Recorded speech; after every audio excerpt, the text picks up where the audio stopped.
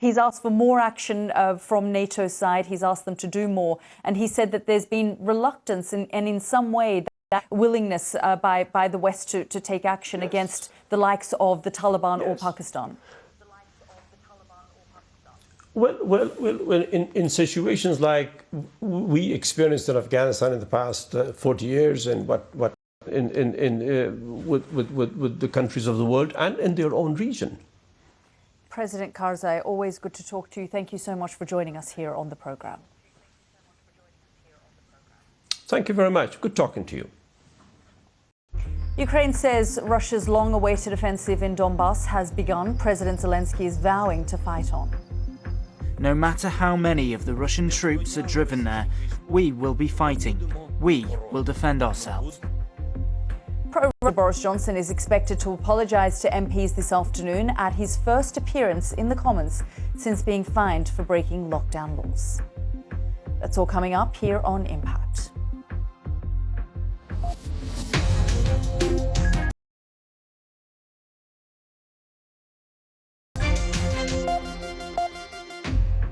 Welcome back to the programme. Moscow claims to have struck more than 1,000 targets overnight in what Ukraine says is the launch of a large-scale offensive in its eastern Donbass region. The move marks a new phase in the conflict and never live under Russian occupation. Ukraine is believed to have over 40,000 soldiers in the Donbass, many of whom have spent years fighting against Russian-backed separatist forces in the region. Our correspondent Dan Johnson is in Lviv and sent us this. We'll continue. It is beginning, another stage of this operation is beginning, and I'm sure this will be a very important moment of this entire special operation. Pro-Russian leaders in Donetsk.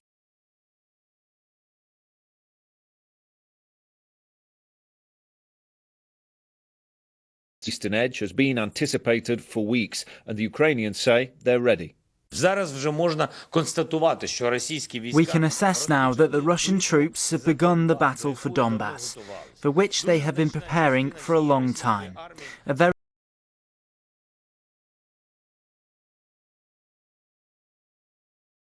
Soldiers are getting ready to join the battle. We were invited to film these volunteers training in the west of Ukraine, preparing to head east to hold back the Russians. They'll get hell. They'll get hell. They came in to our land to try to invade our land. Experience is made up for in commitment to defend every inch of their country. For some of these people, they have never had a firearm in their hands at a lifetime. Some of them are bankers, bakers, painters, and right now we're making fighters out of them. It gets harder to work out where is safe. That was Dan Johnson reporting there. Now, Russia's Foreign Minister Sergei Lavrov spoke with Indian television today, saying their new offensive in the east of Ukraine is a very important moment. Military operation, you do, I think, get a sense here of an increased urgency and increased aggression. But I think what is really interesting is that you look at the fact that Vladimir Putin has consistently sought to frame his invasion of Ukraine as an intensifying, and I think it's being used because Vladimir Putin probably wants to rally the Russian people. His special military operation has been going on for some time now. People are losing their sons, their husbands to the conflict. By doing this, he can make sure that the Russian might last a bit longer and maybe a bit more difficult than perhaps they originally thought. Jenny Hill reporting there. We can talk now to Lieutenant Colonel Pavlo Kazan. He's a Ukrainian armed forces officer operating in the Dnipropetrovsk.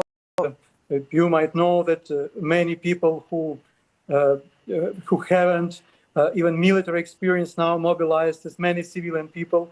And now we mobilized in our region more than 50,000 on the conflict when it's come to communication and cybersecurity? Of course, they have a lot of resources and a lot of weapons to destroy conflict that's been targeted. You see now that it's already information that Crimea and other regions are now occupied by Russians, and it's a big threat to protect other regions. How much help have you had from the West when it's come to things like cyber defense?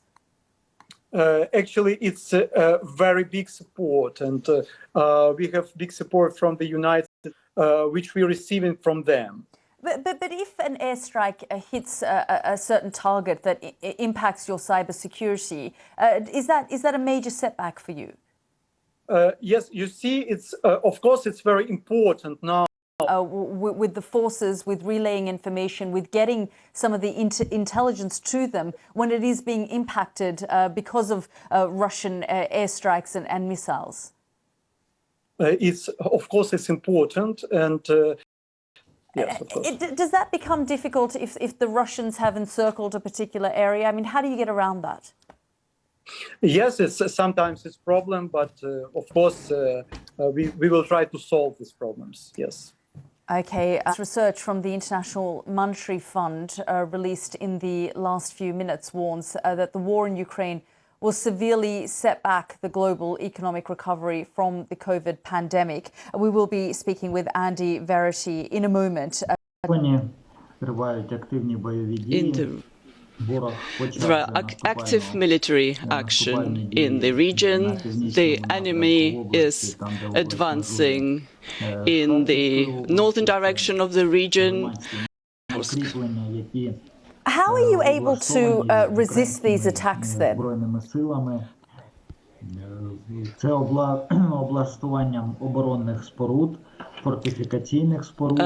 There are fortifications.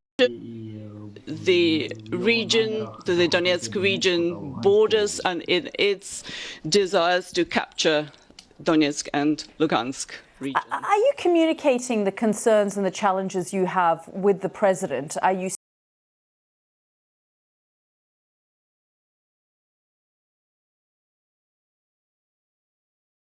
Forces of Ukraine reports to the head commander of the Ukraine's army, Mr. Zaluzhnik, then reports to the high commander, President of Ukraine, Volodymyr Zelensky, and the European Union countries in order for them to increase the help to our army.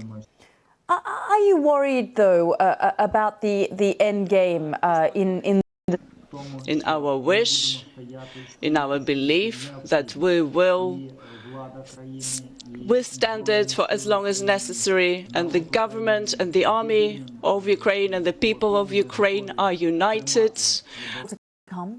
Boris Johnson's Downing Street office may have been the target of surveillance by powerful spyware, according to a cyber watchdog group. We'll have Gordon Carrera bringing us up to date in the next few minutes. Mustard specialist since 1933. One person can cause an effect. One person in HR can challenge outdated hiring practices, champion modern benefits, advocate for pay equity, and turn jobs in place today.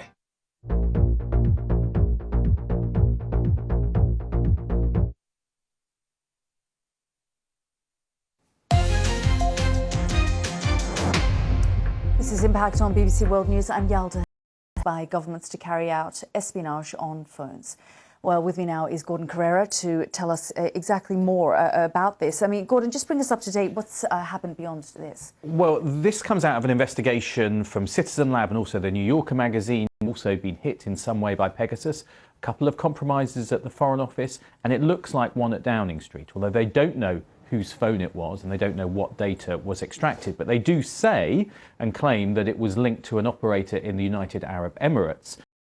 And it's not even contractually or technically possible for it to happen. The UK government has been very quiet about this and has said they don't comment on security matters. Oh, so that's interesting. So the Israeli-based NSO have said this has got nothing to do with us.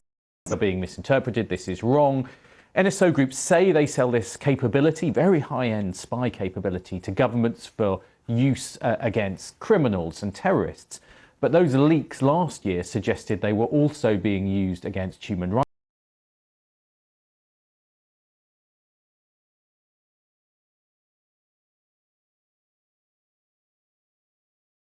they are, how much of an upper hand they have in the market. Yeah, that's right. I think the Israelis have developed that often, this technology for domestic use, because they have very advanced security and intelligence services themselves.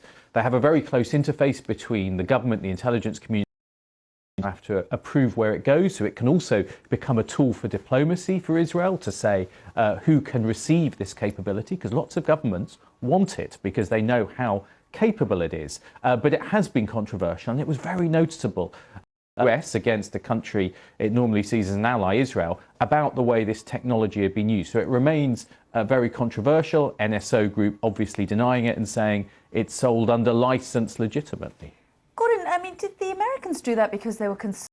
But some of the controversies around it have been growing. And for instance, there were claims that actually US diplomats had been targeted abroad. So I think in Uganda. And now NSO Group has always said US numbers cannot be targeted with the spyware to the blacklisting of the company. Is this the first time we're hearing this kind of thing in terms of numbers from Downing Street or the UK government being impacted? We've heard about UK phone numbers being impacted in the past. So Now, the British Prime Minister will face MPs later today for the first time since he was fined for breaking COVID lockdown laws. Boris Johnson is expected to apologise once again when he addresses the Commons this afternoon, but opposition parties insist he misled Parliament. He's our political Offer a full apology. Another apology is expected, but his supporters say keep it in perspective. What our Prime Minister has done is outlined that he recognised that things at Number 10 were not being done in a way that the public would expect them to be done. He's changed the... Carrie Johnson, along with the Chancellor, were given fixed penalty notices for attending a gathering on Boris Johnson's birthday in the Cabinet Room of Number 10. Most Conservative MPs are backing Boris Johnson. Even some who want him gone say the war... In Parliament at the moment, there is no difference of approach in relation to standing up for Ukraine across the Conservative Party or across all political parties, by the way. So if this Prime Minister went, it wouldn't make any difference to the political approach to Ukraine.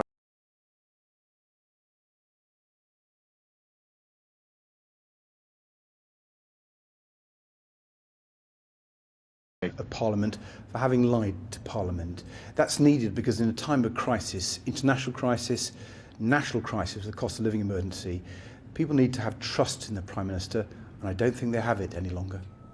As some in Parliament look at Whitehall are yet to come. Jonathan Blake, BBC News, Westminster. Now, before we go, there's just time to remind you of our breaking news this hour. The latest research from the International Monetary Fund released in the last few minutes warns that the war on food supplies from Ukraine and Russia are most heavily hit by spiking food and energy prices. We'll be back in about 30 minutes' time with all the latest headlines. In the meantime, you can get in touch with me on Twitter at BBC Yalda Hakim. I'll see you. Also be an elevated shower risk across much of the country in the coming days, but particularly the northeast, again with the higher probability of showers and some of the greater intensity at a risk of flooding. Certainly we've seen a lot of heavy rainfall of late in the likes of Assam. See the temperatures on the way up here as we go through the coming days. Showers possible just about anywhere across peninsular India in the next few days. They will be pretty isolated, many areas staying dry, and of course a lot of sunshine around, increasing frequency of... दादी कहती थी कि special खाना दिल से बनता है और दिल की बात सिर्फ पी मार्क जानता है. Pee Mark, the mustard specialist since 1933. बरसों से सरसों. Of the same story. Piece the story together with Ros Atkins, Outside Source on BBC World News. I don't think either of us will live to see true equality because we have to deal simultaneously. I will continue doing what I do. Most people are not going to judge 2022 by what Trump said. They're going to judge based on life in America. The view of feminism is still really the same, which is that I think feminism... And a wealth of cultures, religions and ideas. It all happened here in Vienna, the world city. Vienna, Empire, Dynasty and Dream on BBC World News. Get the facts straight.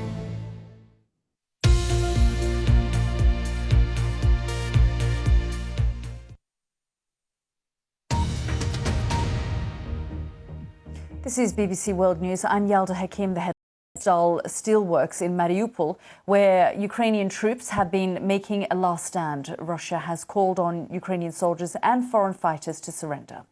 A school and a nearby tuition centre in the Afghan capital Kabul have been targeted by 3 explosions. Now on BBC World News, the latest business news from across the globe. World Business Report.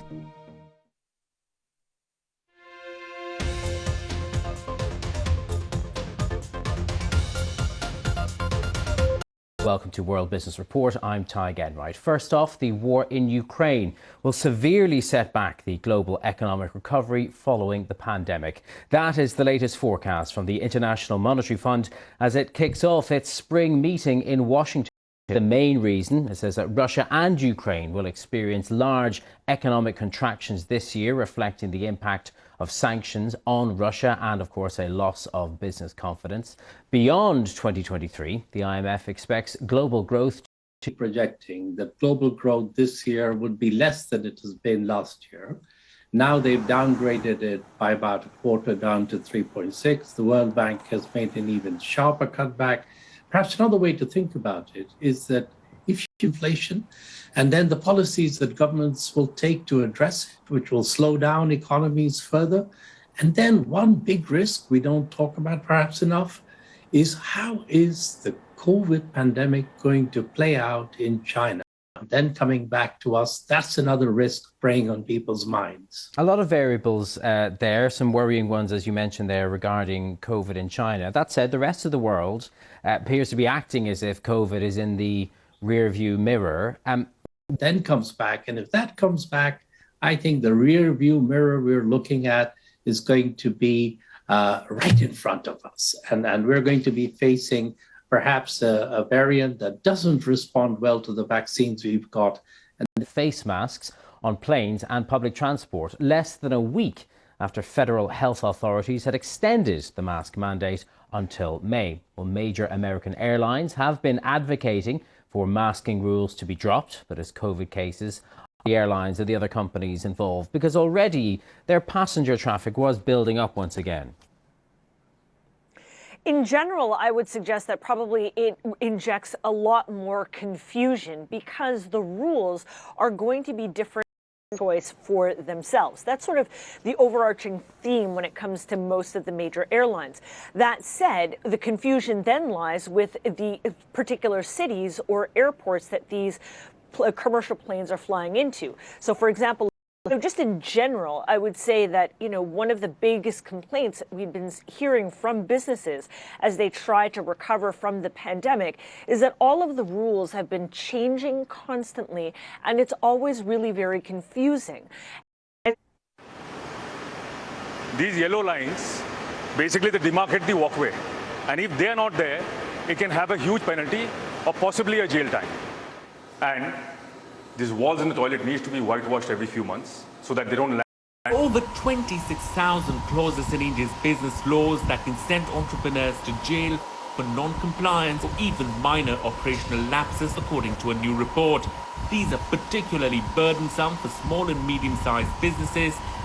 Alliances and rules that we are talking about were created in colonial times. Some of the trivial procedural lapses, the punishment is equivalent to sedition. There are examples where they are equivalent to waging a war against the nation with arms in your hand. At its factory in Russia, the company behind brands including Chrysler, Opel and Fiat said it's because of a lack of parts and sanctions against Russia. Workers at Apple's Grand Central Station store in New York have announced a plan to start a labor union. They want a minimum wage of $30.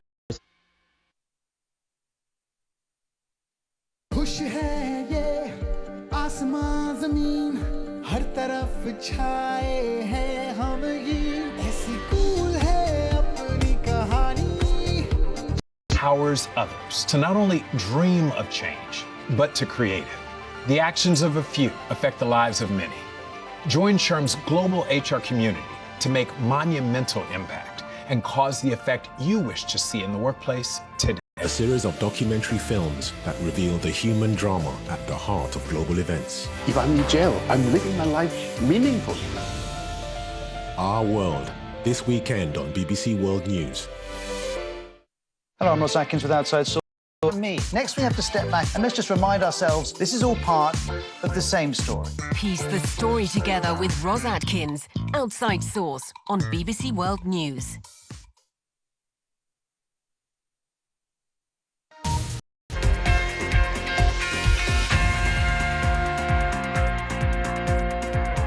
Hello, I'm Hugh Ferris. This is Sport Today. We're live at the BBC Sports Centre. Our top stories. Firm friends in an old rivalry, but Liverpool have the Premier League title in their sights. The 7-game countdown for Liverpool and Manchester City begins this week, with each knowing the slightest slip from their rivals will likely hand them the Premier League title. They couldn't be split when they played each other in their last league game in a match that for some represented the great... Face each other, massive history around, big fights in the past. Although we might be the underdogs for most people, we still know that if we raise our level, if we play... From his position, Colombia finished South American qualifying in just 6th place, 1 point behind Peru, who face a qualifying playoff. The Colombian Football Federation said in a statement, Rueda's assistants had also left. The Dallas Mavericks have levelled their NBA playoff series. Just stepping in confidently into certain shots, and I think I started, 5 for 5 maybe. So I mean, yeah, the 5 for 5 start is great, but I mean, I had the same mentality when I was 0 for 5 last game or whatever, something like that. So mentality stays the same. You can't fluctuate whenever. Now Tuesday marks an important milestone in the countdown to the COVID-19 restrictions. John Watson has been checking in on the preparations. Yes, the Sandwell Aquatics Centre here, the only new purpose-built facility which has been opened today for the very first time ahead of the Commonwealth Games in 100 days' time. It would be amazing to, walk away with Commonwealth champion or numerous medals. It's something that I dream about at night. Training in Birmingham my whole life and, growing up there, I just want the best for this. Like big gymnasts from around the world coming to where I live, it's hard to really comprehend, I guess. And does it sort of spur you on a bit with some of your routines and your training, knowing that you've got such a big event coming to your doorstep? Yeah. Running sessions such as this one for aspiring young actors. It's not about you, it's not about me, it's about her and what she wants. A champion for young people. You were just going to find it as you went. I'm going to say something. Okay. I'll say something. And quote me some Shakespeare. That's what it means to be a Brummie. Do you want to quote us a bit of Shakespeare, round us off with a little bit? To be or not to be, that is the question. Be at the Commonwealth Games or I will come and find you and bring you myself. John Watson in Birmingham for us. Now, Freddie Freeman became the ultimate example of a former player coming back to haunt a team, and he didn't take long to do it either. His first home run for the LA Dodgers came in his first time facing the Atlanta Braves since leaving it comfortably through to the second round of the World Snooker Championship. The Australian trailed the debutant Ashley Hugill 3-1, but hit back in devastating fashion as a run of 8 frames in a row helped into a comfortable 10-5 victory. He faces Jack Lazowski or Matthew Stevens, the city manager. But for the rest of the team and me, Hugh Ferris, from here at Sport Today, it's goodbye for now.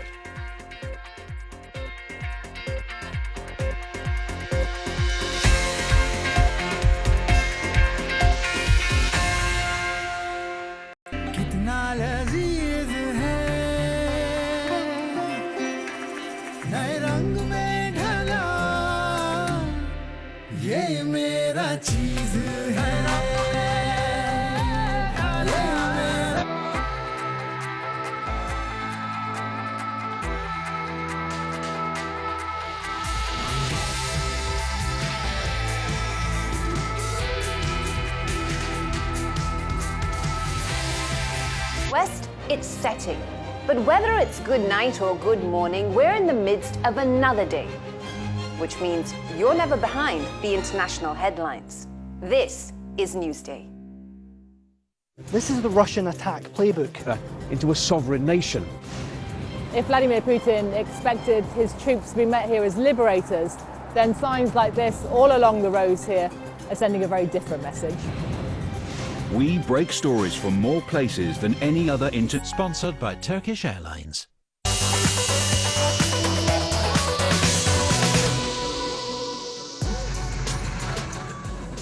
As restrictions relax, I'm travelling across the UK to see how ready the country's top restrictions in place. And although it's been around for over 40 years, I have a confession to make. This is my first time here, so let's go. Sprawling over 900 acres, this was once the residence of the Earls. We're going on Nemesis. Nemesis is a classic and is Europe's first ever inverted coaster. It also happens to be Sean's favourite. That's a great word, that. It's strange to think it was only a short time ago attractions like this fell silent. But this is a place that has a long history of embracing change. Before it was a theme park, it's made with the pathways that were not necessarily used previously, and people could come back to Alton Towers and revisit it as, you know, its intended purpose for a great garden. And for a little bit of escapism too. Of course, yeah, because obviously the Earl of Shrewsbury wanted to collect all of these elements. Yard flyer. And Legoland Windsor has the UK's first flying theatre ride called the Flight of the Sky Lion. And if you're heading further afield, Disney is celebrating some big anniversaries at its parks in Florida and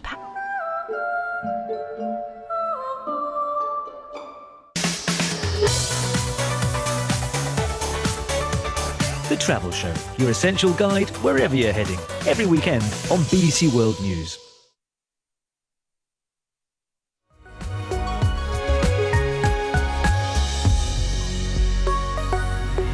The Travel Show, sponsored by Turkish Airlines.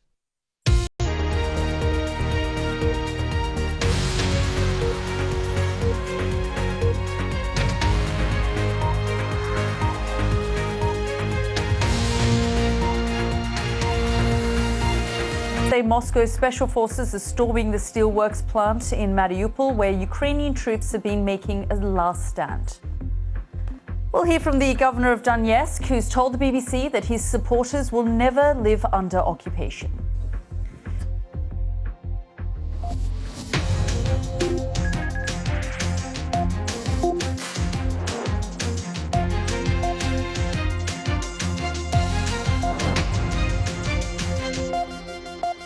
Region has confirmed that Russian troops have taken control of the city of Kreminna. President Volodymyr Zelensky has pledged to defend the whole of his country, and the governor of Donetsk told me that they will defend every inch of their land and never live under Russian occupation. Russian firepower's on display in these pictures released by the Defence Ministry and in the skies over Ukraine. It says missiles and artillery hit over 1,200 targets last night ahead of a new surge to push its...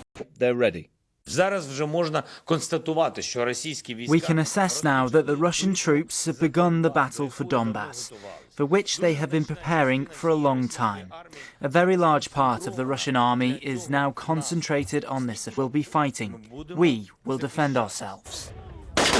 More soldiers are getting ready to join the battle. We were invited to film these volunteers training in the west of Ukraine, preparing to head east to hold back the Russians.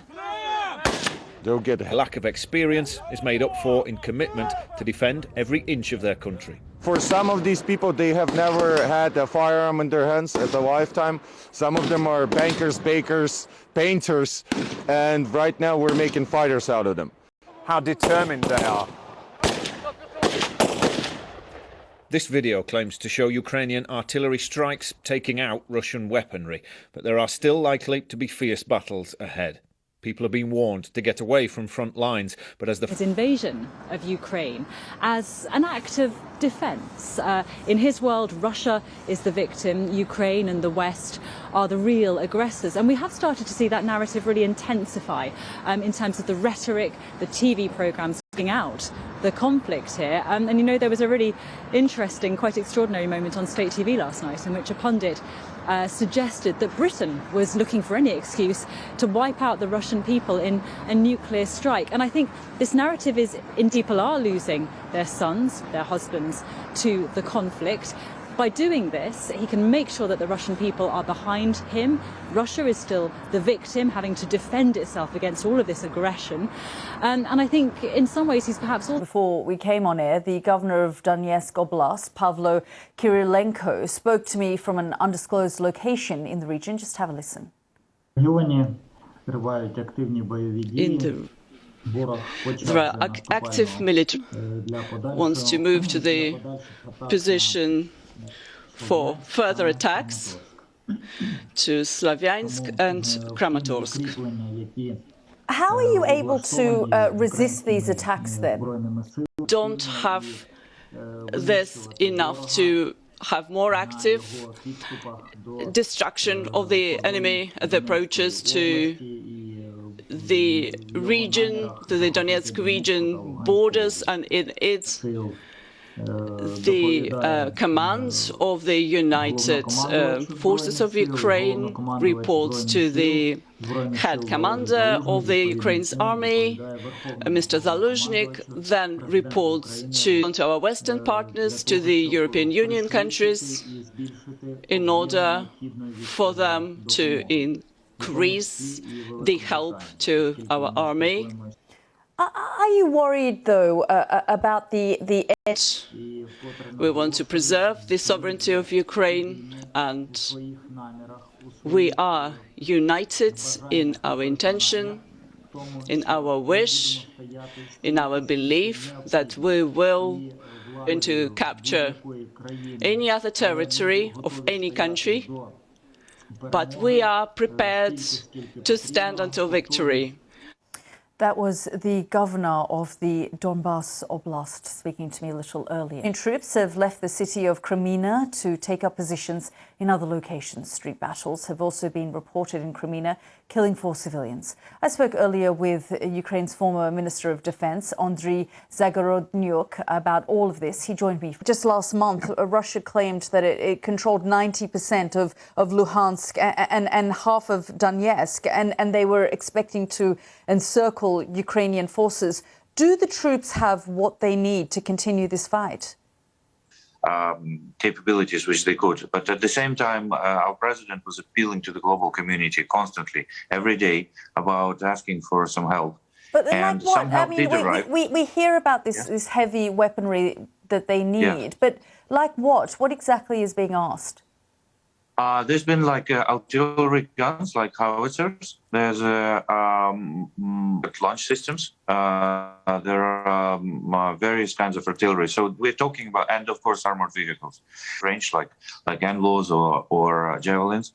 And in this phase, we clearly see, and we knew this for a while. There's been discussions like that for a while, so it's not anything like really new happening like right now. That this next phase would be about the long-range items, including the areas which they occupied 8 years ago, but also to the Russian borders, and the ones which they keep advancing in the recent months. But from the other side, not really. It's Ukrainian forces are quite strong there. Back the global economic recovery from the COVID pandemic.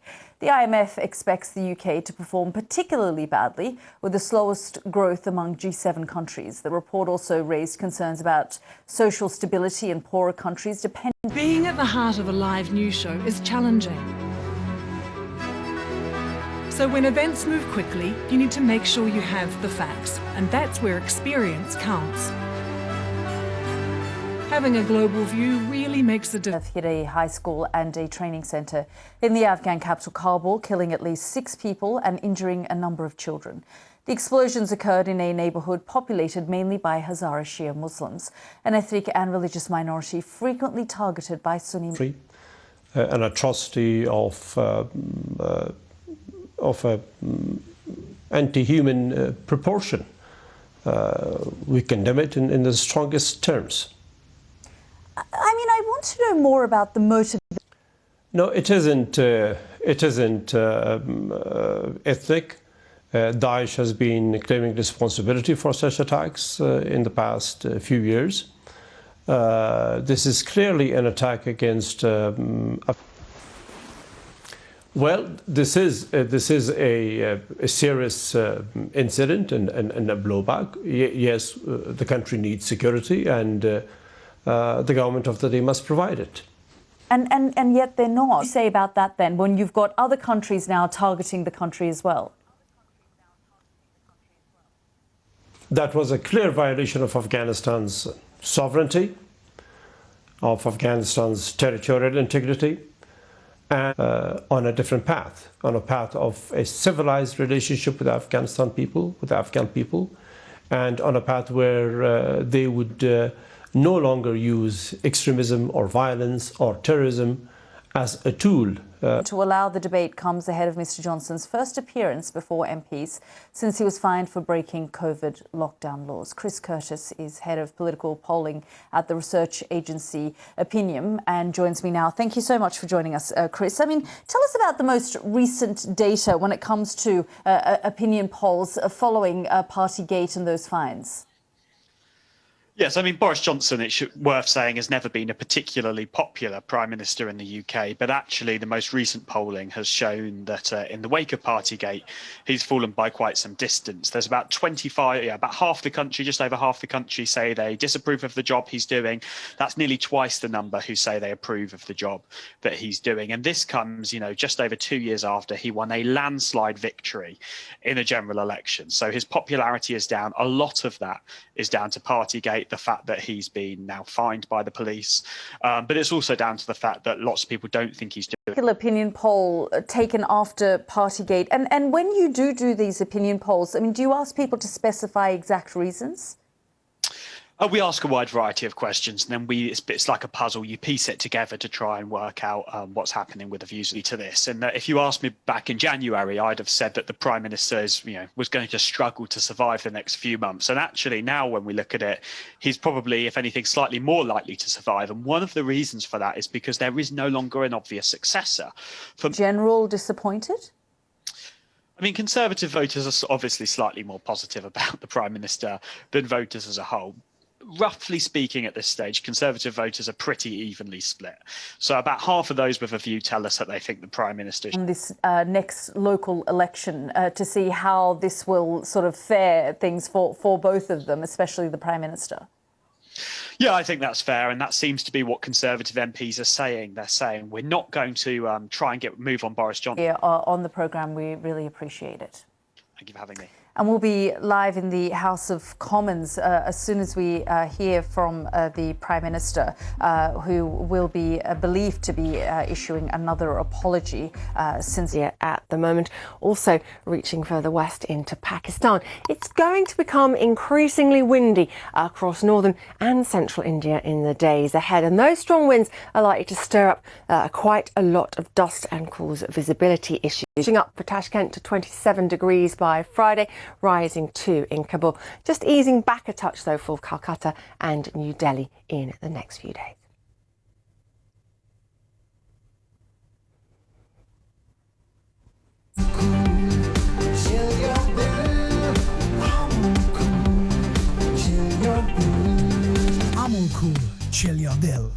जब तक quality के बारे में मैं sure नहीं हूँ, मैं कुछ नहीं खरीदती। प्रीमार्क को क्वालिटी के लिए इंडियन और international award. Why Stories on BBC World News.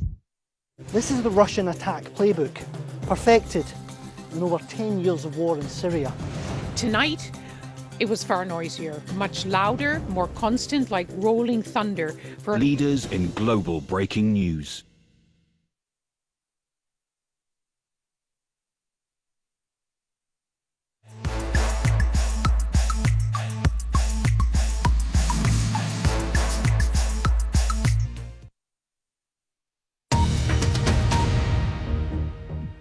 This is BBC World News. I'm Yalda Hakim. The headlines. Russia's foreign minister has confirmed that a new phase of the conflict in Ukraine is underway. Sergei Lavrov said another stage of the special... The blast occurred in a Shia Hazara neighbourhood, which has been frequently targeted by the Islamic State group. The British Prime Minister Boris Johnson is expected to apologise to MPs this afternoon at his first appearance in the Commons since being fined for breaking law, making a statement on the migration following the Britain's agreement with Rwanda to send some asylum seekers to the African country. That's followed by the Prime Minister Boris Johnson's first appearance before MPs since he was fined for breaking COVID lockdown laws. His centres is an essential part of keeping our communities safe. Hear, hear. Thank you, Mr. Speaker. Well, I'm grateful to my honourable friend. I did indeed have a very positive and constructive meeting with her. It's absolutely right that we have access geographically spread to our new services, but these... A lot of controversy and a lot of criticism, and so we're due to hear from Home Secretary Priti Patel. You'll know she's already hit back at critics, warning, saying that they have simply not got any alternative solutions and that this is the plan that they think is the way. That it's more than 1,000 targets overnight in what Ukraine says is a launch of a large-scale offensive in its eastern Donbass region. Now, that move marks a new phase in the conflict. Well, our security correspondent, Frank Gardner, told us Russia's tactics may now... missiles. We need air defence units to be able to fend off the Russians. And Moscow is well aware of this. It started targeting some of the supply routes where this stuff comes in from Poland and Slovakia and other countries in NATO. So it's... Respect from Russian forces. Well, Hannah Shelest is the editor-in-chief of Ukraine Analytica. She studies foreign and security policy. She told me that Russia's strategy has now undergone a significant change. Two things. First of all, the assault is happening for refugee settlement. The United Nations uses Rwanda for refugee settlement. Even the Labour government legislated to use safe third countries to process asylum claims. Given this, does my right honourable friend agree that exactly... Doing nothing is not an option. While people are drowning not just in the Channel, but also in the Mediterranean, people are taking dangerous journeys, often through Libya, crossing, making difficult and dangerous crossings across the Mediterranean and then across the Channel. And this particular debate extending in terms of the time that's been allocated, and that perhaps is a signal about just the heightened passion amongst so many MPs wanting to have their say on this idea about sending. Go away, we're back in a moment or two.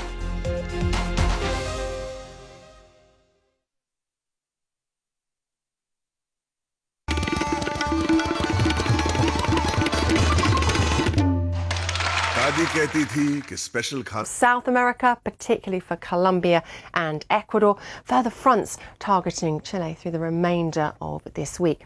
Unsettled across the western side of the Mediterranean on Thursday, thanks to a big area of low pressure feeding rain into Italy, the Balkans, KwaZulu-Natal. A lot of fine weather for the Middle East in the days ahead. A few showers to the south of the Caspian Sea, perhaps some blowing dust and sand across northern Saudi Arabia and Iraq. Looks like we could have a few problems with blowing dust across North and Searle, but it will become a little cooler here later in the week. Generally, temperatures a couple of degrees below average across the southern half of Australia. In the days ahead, some wet weather moving in to northern Queensland and looking very unsettled generally across both islands of... in northern Ethiopia. Meanwhile, the country's tourism continues to pay a heavy price. Join me, Kalkirani Beltallo, on BBC World News, as I report on the impact of the war on the sector. The BBC.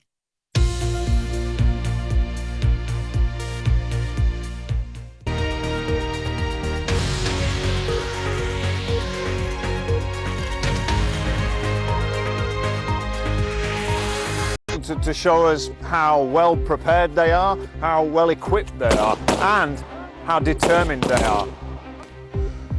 Our other main story here on Global. The British Prime Minister is expected to apologise to MPs in the next few minutes. He claims to have struck more than 1,000 targets in the last 24 hours as they launched a large-scale offensive in Ukraine's eastern Donbass region. The move marks a new phase in the conflict. Ukraine says Russia is continuing to move military equipment into the... Places like the outskirts of Kyiv, here where I am, places like Chernihiv in the north. So we've seen that movement and we've seen that build-up. And we heard last night President Zelensky saying that this was the beginning of a new phase. Now, of course, remember that Russia so far... The Prime Minister, Boris Johnson, just taking a seat. Let's put the sound up. Minister to make his statement. Prime Minister. Thank you, Mr. Speaker. With permission, I'll update the House on the government's response to events at home and of April. I received a fixed penalty notice relating to an event in Downing Street on the 19th of June 2020. I paid the fine immediately and I offered the British people a full to the House. As soon as I received the notice, I acknowledged the hurt and the anger. And I said that people had a right to expect better strategy could amount to a breach of the rules. I repeat, that was my mistake, and I apologise for it unreservedly.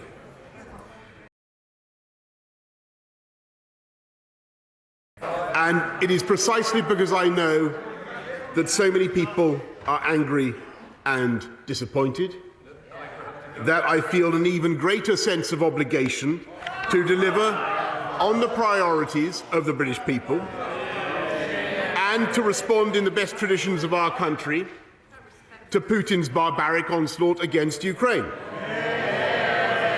Our Ukrainian friends are fighting for the life of their nation, and they achieved the greatest feat of armour, litter the approaches to the capital on both banks of the Dnieper, and are smouldering monuments to his failure. Having pulverised the invaders' armoured spearheads, the Ukrainians then counterattacked. I travelled to Kiev myself on the 9th of April, the first G7 leader to visit since the invasion, and I spent 4 hours with President Volodymyr Zelensky.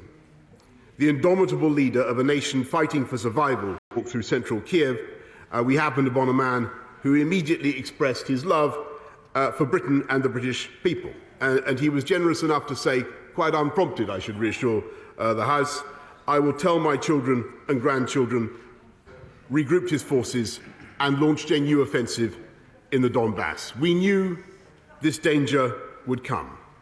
And when I welcomed President Duda of Poland to Downing Street on the 7th of April and Chancellor Scholz the following day, we discussed exactly our support for President Zelensky, and I proposed that our long-term goal must be to strengthen and fortify Ukraine to the point where Russia will never dare to invade again. Just as priorities, and as we face the economic aftershocks of COVID and the consequences of Russian aggression, that is above all in tackling the impact on British energy prices and on consumers and on family bills.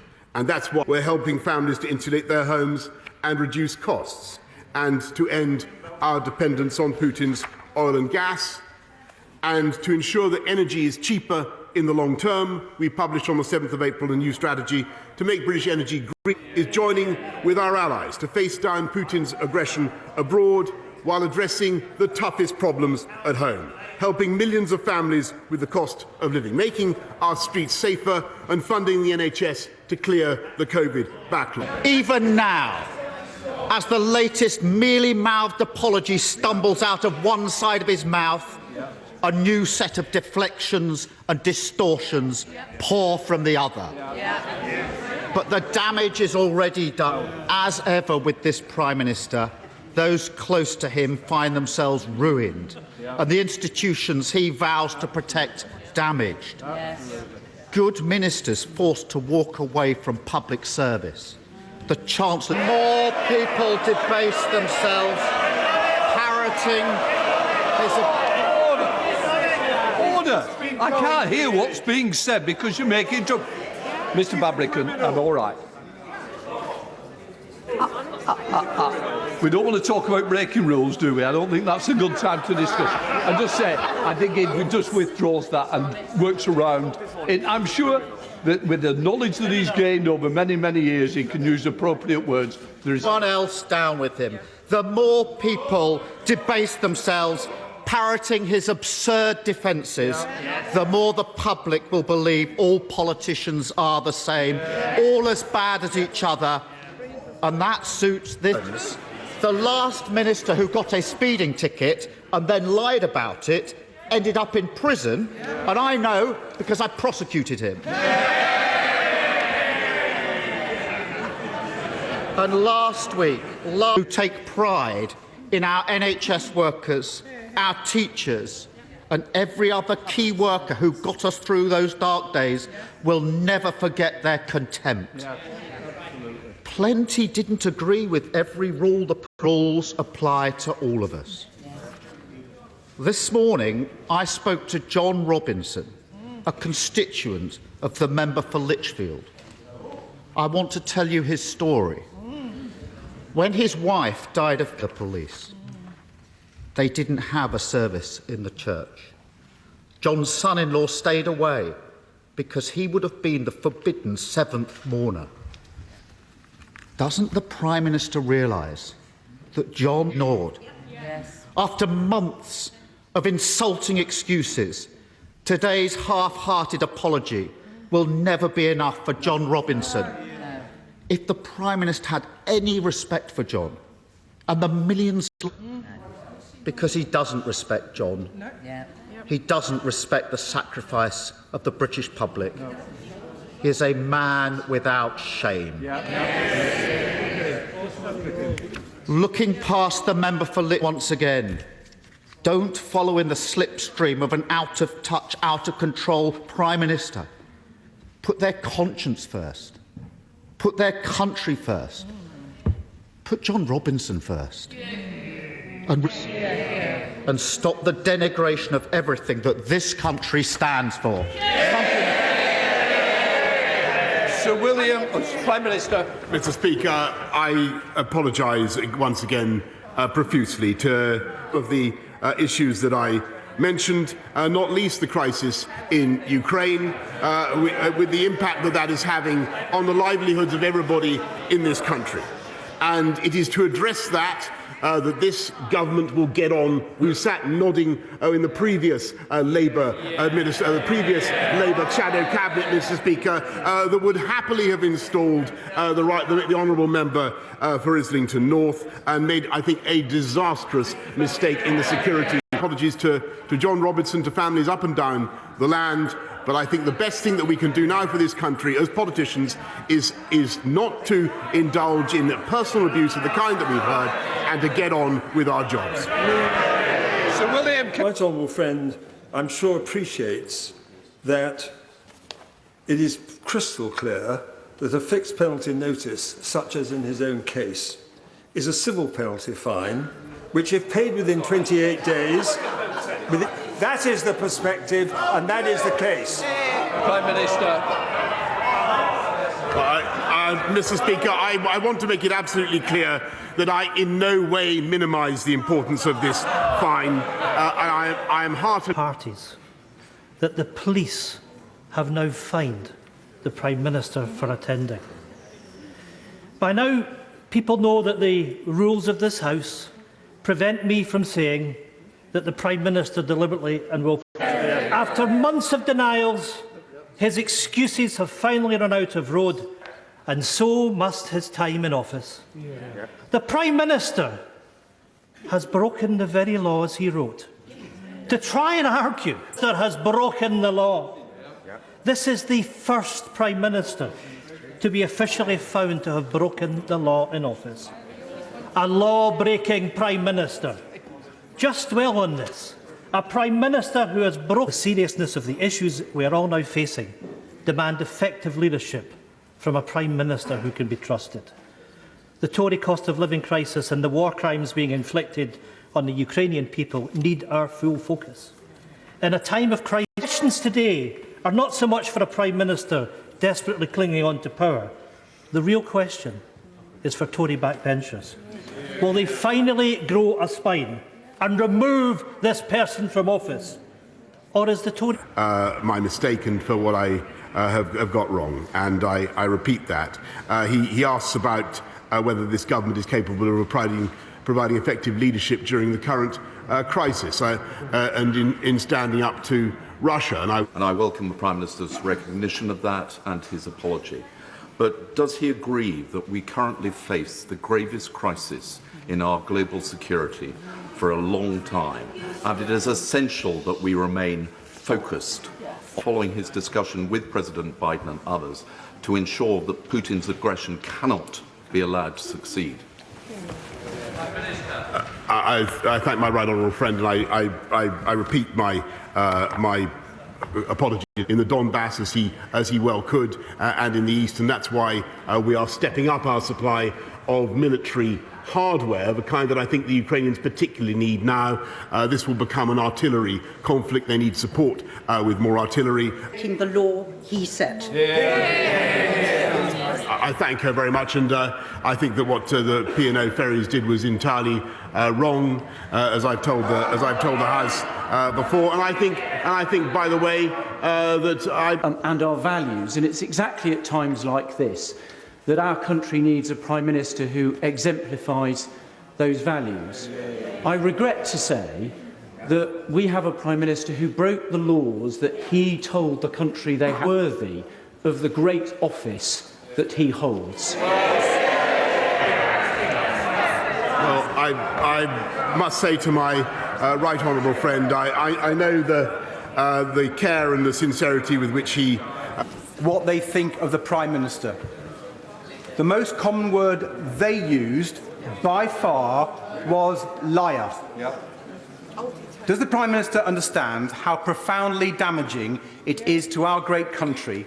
Speaker, if the Prime Minister won't resign, will he at least give Conservative MPs on Thursday a free vote?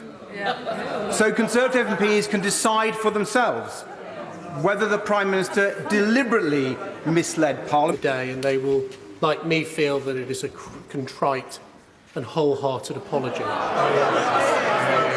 They will also be looking at the action of the Prime Minister in Ukraine, and I wonder if he would consider being defeated and fund this in part by the assets confiscated by the British state from Russian oligarchs. Can I thank my right honourable friend for his excellent suggestion? It's one, indeed, that the UK...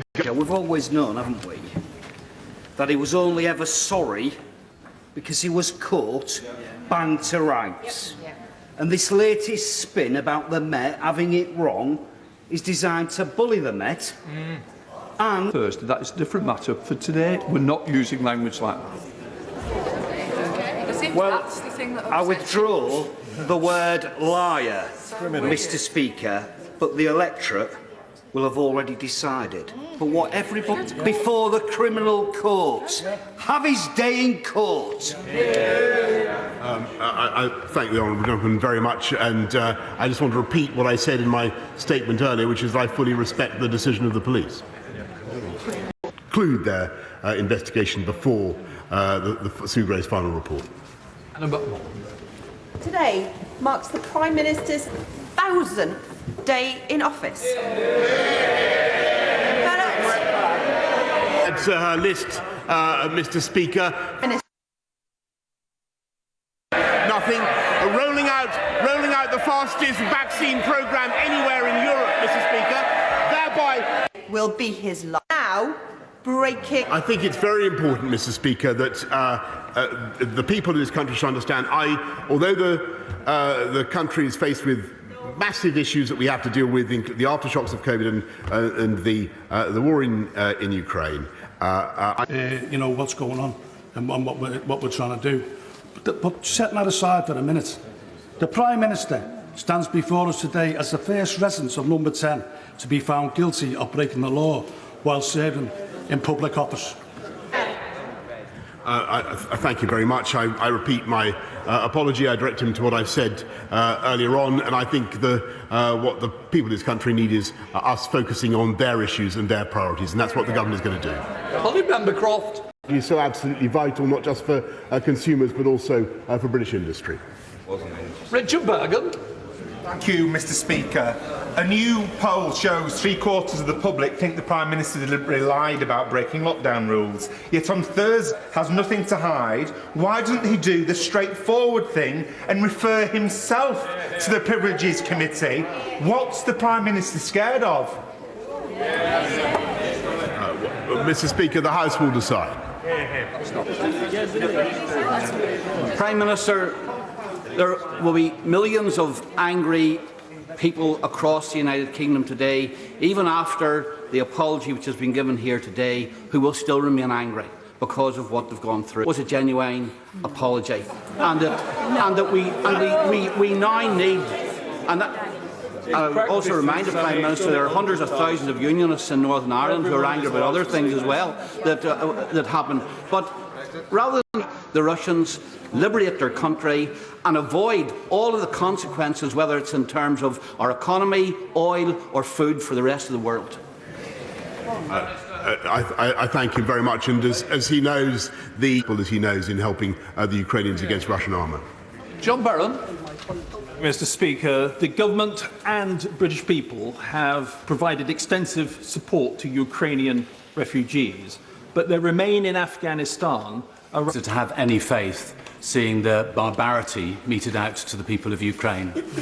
Women tortured, raped, their children tortured and raped, their menfolk, in many cases, their hands tied and then shot in the back of the head. Put a stop to this terrible barbarity, not just in Ukraine, but in other places in the world where mercenaries from the Wagner Group operate with sociopathic intent. I thank him very much, and he paid that fine and offered the British public a wholehearted apology. He repeated that apology in the House again today. He said, "I acknowledge the hurt and anger. People had the right to expect better from their Prime Minister." He then went on to say of the rules, "That was my mistake," and he apologised. He then said, "The job of this government is to get on with the priorities of this country." He talked about the energy crisis, and he had talked in great detail. He then said the public had made up their minds, referring to that poll over the weekend. They know what he is. He knows, he said, he's dishonest and incapable of changing and drags everyone else down with him. Senior Conservative Mark Harper breaking ranks, a lot of support from a variety of Conservative backbenchers, but Mark Harper, who's always been careful about the choice of words regarding to Boris Johnson and his future regarding this crisis, well, he broke ranks. He said Boris Johnson had broken the law. He hadn't been straightforward about it. He's asking men and women to defend the indefensible of office. And of course, there is that vote on Thursday about whether Boris Johnson deliberately misled Parliament. One of the backbenchers asking him, "Did you?" And the answer, quite straightforward from Boris Johnson, "No, I did not." But of course, that Boris Johnson say in that statement that he had spoken to President Biden and other world leaders about the situation in Ukraine. So let's return to the war in Ukraine. I was speaking a little earlier to our correspondent Jonathan Beale, who's just returned from spending several days in the Donbass region. We brought you those exclusive reports from the front line of this war here on BBC News. Well, he's currently in the Ukrainian city of Dnipro, and I asked him what conditions were like in the Donbass now. Now, clearly these operations, these artillery strikes, and they're pretty incessant, are designed to weaken not just Ukraine's defences, but also weaken the population there too, because whatever Russia says, it's not just military. The Russians trying to find out the weak spots in Ukraine's defences. And remember, Ukraine's dug in around that area. They've been fighting Russian-backed separatists there for the last 8 years. They're dug in trenches. They have it's going to be probably quite a long battle, attritional battle. And it may not be over in the time frame that some have suggested President Putin wants, which is May the 9th. None of the goals of Russia so far have been met. Yes, the fighting we could expect. Yeah, so it's mostly open countryside. It is, remember, the Donbass region, the industrial heartland. You'll see slag heaps, mines in that area. There are some fairly more difficult for Ukrainian forces. But as I said, Ukrainian forces are well dug in there. They're in trenches. They have some of those anti-tank weapons supplied by the West, which they can use to effect. I think one of the keys will be in the air. Again, Donbass that far to the east of the country. So that might be one advantage for the Russians too. Well, you take me exactly to where I want to go, because we saw with those Russian forces and tanks when they were approaching Kyiv, the problems they had with supply. Longer supply lines now, especially when they're trying to bring in those Western supplied weapons all the way from Eastern Europe, countries like Poland. And the question again, whether Russia will specifically target those supply lines and how that could make life Ukraine wants. But those weapons are getting through. Just a final quick thought, Jonathan, because we've talked about forces on both sides, we've talked about weapons. What about the people trapped in the middle? Are they staying or are they trying to get out? People who are ill, who are still trapped in bunkers. There are, we know, in that area, people who are more sympathetic to Russia than in other parts of Ukraine, but you know, most people have already fled. Most people have fled, and those conflict began. The UN also estimates that as many as 2/3 of all children in the country have been displaced. Yogita Lamai has been talking to families caught up in this war. The worst moment of a parent's life. For a boy who didn't like to fight. One last time, his mother, Ina, tended to her son before they took him away. In moments like these, the sense to have been killed in Ukraine so far. The impact of war on the lives of Ukraine's children is evident in the spaces they once occupied. Ukraine have been damaged, many more are empty because people have fled. When you walk through a classroom like this one, there are so many questions that come to mind. What must this place have looked like on any given weekday before life was building in Kyiv with his whole family? They managed to escape the fighting through a humanitarian corridor that had been opened in March. It was so hard to get through the nights. We were afraid a shell were at risk. Yogita Lamai, BBC News, Kyiv. Let's turn to one other important story, because in the United States, a federal judge in Florida has voided a national mask mandate covering planes and other public transport, ruling that COVID-19 mitigation measures exceeded the authority of federal health officials. The mask mandate was recently extended by the CDC till the 3rd of May. The Justice Department is reviewing the judge's decision, and the White House press secretary weeks ago extended for about 2 weeks over concerns about the rise of the Omicron variants and the fact that around the United States the number of new infections is rising. Not huge numbers, but raising. Judge in Florida does not agree with that. In fact, this is a judge who was appointed by the former President Donald Trump, and she has decided that health officials in effect overstepped their legal authority. It's disappointed. The official advice from health officials is that people should in fact continue to wear face coverings when using public transport, but significantly the administration saying now that this mandate will not be enforced. In Ukraine. We'll also get the latest from the British House of Parliament, where we've seen Boris Johnson in the last hour again repeat his apology for breaching COVID rules and paying the fine. That debate is warm memories wherever you go. The weather, sponsored by Qatar Airways. Northeast India and Bangladesh, but the big story is the heat, well above 40 degrees for the likes of New Delhi. The devastating rains we've seen in South Africa, they've cleared for Wednesday, drier here and turning hotter, but the storms have moved to Zambia and across Mozambique, and lots of showers, thunderstorms through parts of eastern.